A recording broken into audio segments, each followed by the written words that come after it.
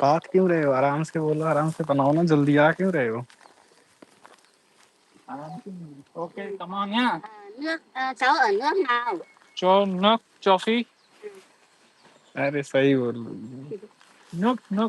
Châu Phi sao da trắng? Ando. À, Ấn Độ.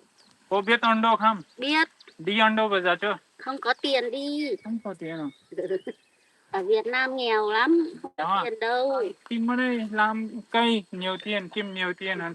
Làm cái này để xuống mạ cấy ruộng thôi. Làm ruộng thôi. Nhiều Gieo mạ. bán gạo rất nhiều tiền hơn. Không có nhiều ruộng đâu, chỉ làm 2 xào đủ ăn thôi. Cái này nhiều, tất cả cái này cô rất Của nhiều người. cô cái này thôi à? Của nhiều người lắm. Cô đất bao nhiêu? Nhà tôi ít đất lắm. Cháu bán Đây làm nhờ người ta thôi. bán